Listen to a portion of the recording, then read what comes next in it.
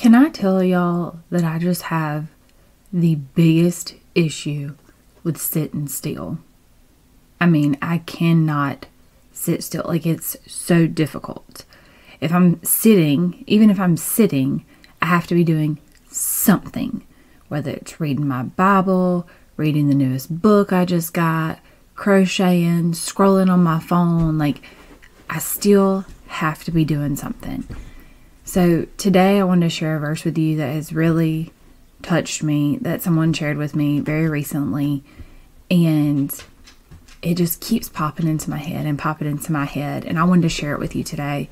And I hope that it blesses you. I hope that what you get from this podcast today blesses you. So get ready, keep folding clothes, driving down the road, running, doing whatever you're doing. Let's get started.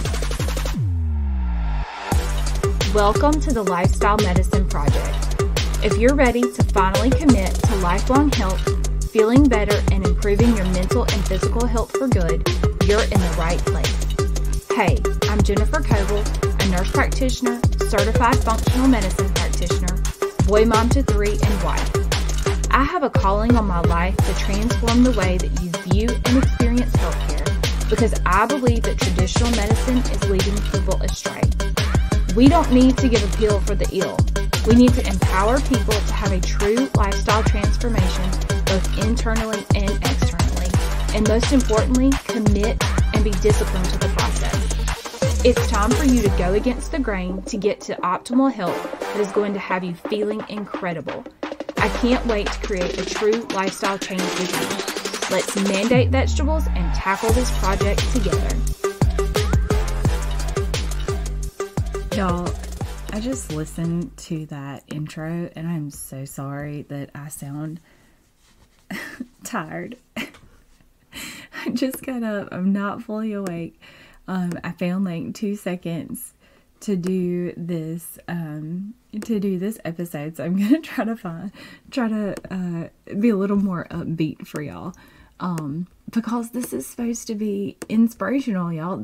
I'm trying to share from my heart what I heard, what I learned, what I found, and so here we go. So the verse today that I'm sharing with you is Psalm 46:10a, and it says, "Be still and know that I am God." Be still.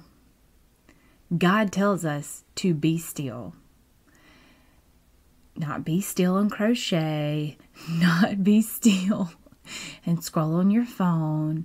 To be still and know, acknowledge that He is God. So let me just tell you a little background on Psalm 46. So at this time, Hezekiah was king of Judah, and he was threatened by the king of Assyria.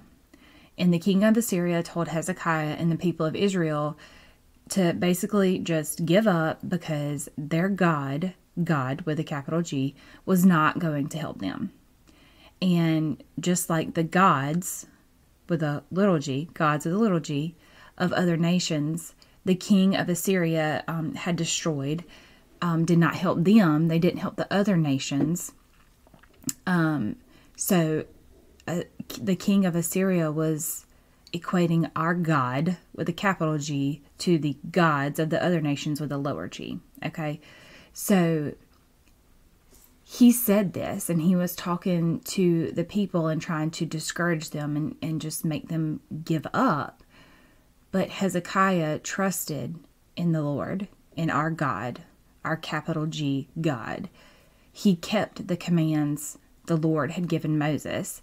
He destroyed the idols his people were worshiping. They had made all kinds of false idols. Hezekiah fully trusted in God. And when the king of Assyria threatened Hezekiah and he felt completely hopeless, he went to God in prayer and he praised God and he said, "You alone are God. You have made heaven and earth." So there's a little background. Okay. So let me ask you a background to when this psalm was written. This is what was going on at the time. And so I want to ask you today, what battle are you up against today? Is it just keeping the little people happy? Is it something at work? Is it your marriage? Is it your finances? Like what are you up against today? And then what mighty king, like the Assyrian king, aka Satan's minions, are you fighting alone today? Because whatever this is you're facing, it is Satan in your face, alive and well, telling you you cannot do this. He's telling you you can't do it. So stop fighting Satan and his little minions alone. Be still and know that he is God. He is our refuge. He is our strength. And it says it in Psalm 46:1. God is our refuge and strength, an ever-present help in trouble. He is there all the time. We just have to be still and know that he is God. So take time each day to be still and to exalt him and to praise him. And y'all, praising God is the most bizarre thing to me. Telling him how amazing he is. And when I first heard this, I was like, what? I'm so confused. But the more I praise him for how powerful he is, how all-knowing he is, how mighty he is, how he's the great healer, how he's the great forgiver, like the more I understand him and the more the breadth and depth of his love is like in my face. So I was given this verse, the be still and know that I am God. I was given it to meditate on because I self-medicate a lot with food, y'all. I love to eat. Food is not bad. Food is not a bad thing. Chocolate's not a bad thing. Peanut butter and jelly is not a bad thing. Food is neither good nor bad. It's just a thing, okay? But in excess, it can be bad for our health. And for my mental health, I medicate with chocolate. And so I was given this verse to meditate on, to be still and know that he is God before I decide to consume copious amounts of chocolate and almond butter. Because that's my favorite. Chocolate is my go-to. For me, if I have a bad day, chocolate fixes everything for the moment. Chocolate's not available, then I go get the chocolate. Then the thing that's going on is still there and it's still not fixed because I didn't take it to the one who is ultimately in charge and in control, and that is God.